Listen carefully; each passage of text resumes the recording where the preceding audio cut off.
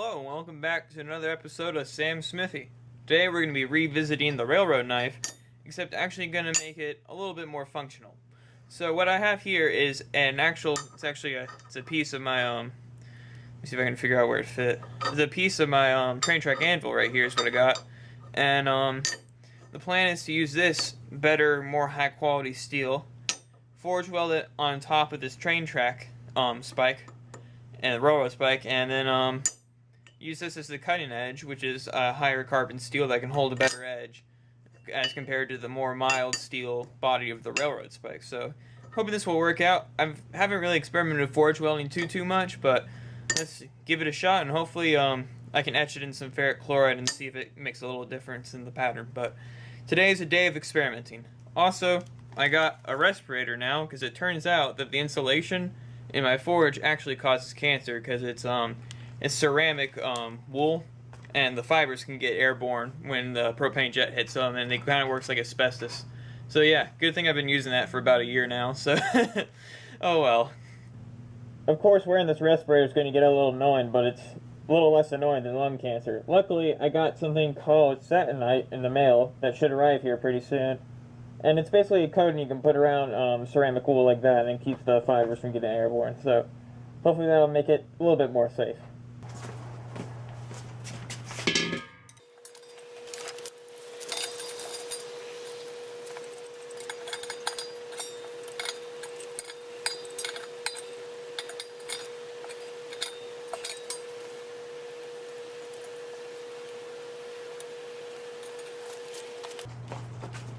Here's the workshop fiend. She likes to pee in the shop, so can't really let her stay in here.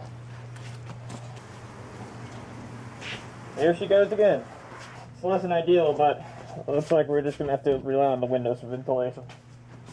Time to fire her up. Let's see if I can do this without blowing myself up. Hey, will you look at that? Alright, so I first got this idea when I posted my last video on a subreddit. I believe it was Bladesmith or Blacksmithing or whatever the subreddit would be. But yeah, I was asking what's the best way to take a railroad spike and harden it to hold a knife edge better. And some people suggested the saltwater quench, which is kind of what I did there earlier. Other people said to sandwich a piece of metal in between the railroad spike to use that as the cutting edge. And so I figured, I got this piece of railroad track here, and so why not do that? So as you can see, what I'm doing right now is just trying to get it into a bit more of a uniform shape, but it's really not easy to hold on to with the tongs. I think that my next project is probably going to be me making a new pair of tongs, because as you can see, it's not really working. Right here I'm trying to, though, make it a little bit easier for me to grab onto.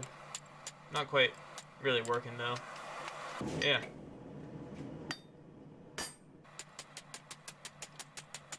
A lot of just hitting the hammer and dropping it a whole lot.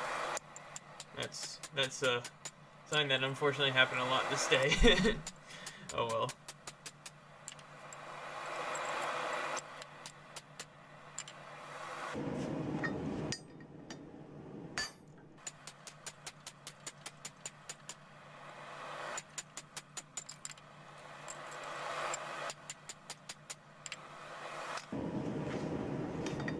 Right here is I'm trying to take out the little bit on the edge, just trying to see if I can get that to extend out a little bit to give me a better grip, but doesn't really help out that much, as you can see. My original plan was to try to get this somewhat flat and then maybe cut into a rectangle, but it does not hot cut well. As you can see here, I'm trying to go ahead and do that, and it's barely making really much of a effect at it at all, to be honest. So gave up on that pretty quick and just got back to hitting with a hammer, which I guess it's kind of a good thing that it's taken so long for me to get through it. That should probably be a good sign that it would make good blade steel, but still made my arm tired, that's for sure. Using my heaviest hammer I got, which I only have 3 hammers, so I don't really have that much to choose from, but I believe this is about a 2-pound. It's a cross peen, and I've used it for moving larger stuff around, but never have I moved a piece of metal that started off such an odd shape and such a thick section that it doesn't really want to get flat. But We're making some progress.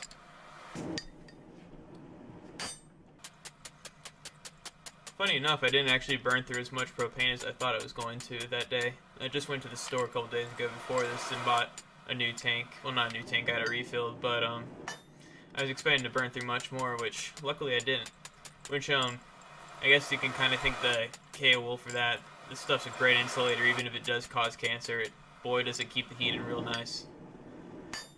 Yeah. So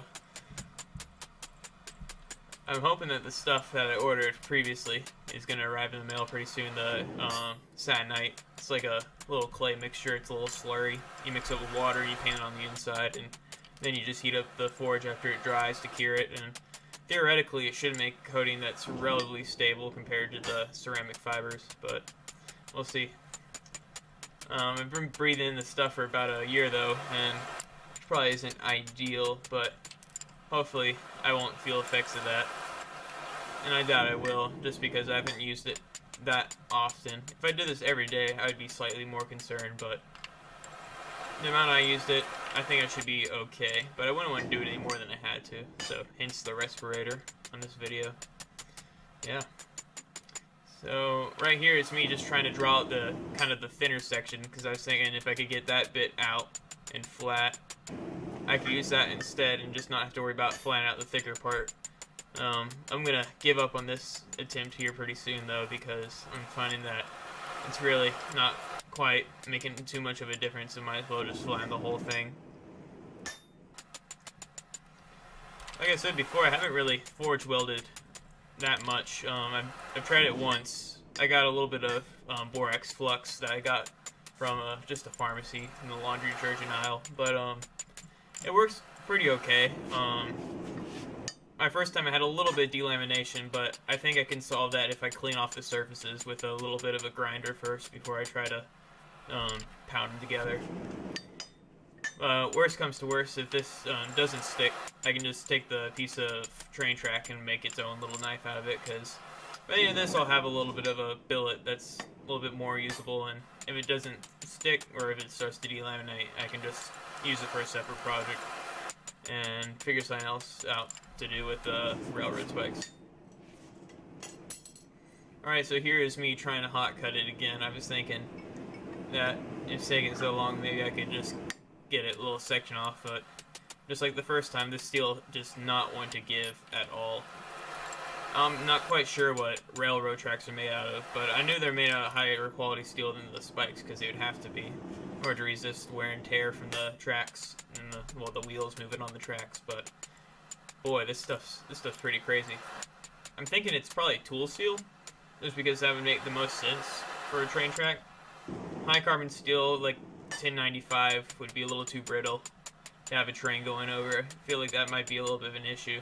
But tool steel has a good amount of flex to it that I could probably get away with it, but I'm really not sure what exactly it is. But it's pretty tough stuff. I know that. It took me forever to cut these little sections out with my angle grinder. I was trying to make a little horn on my handle, as you can see there, and didn't quite finish. I burned through all my cutting discs doing just those two cuts. It took me about 3 hours just to get through that small section. This stuff's crazy.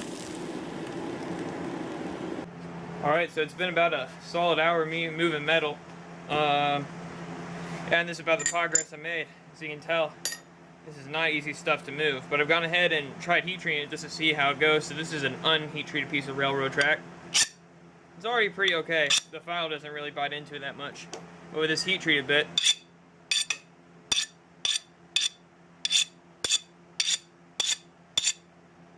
you can see, it really doesn't do anything to it. So this should make really good blade steel. Now the problem is, I'm just gonna have to be patient and keep on working this down into a more usable billet. But so far I think I got a pretty good progress here.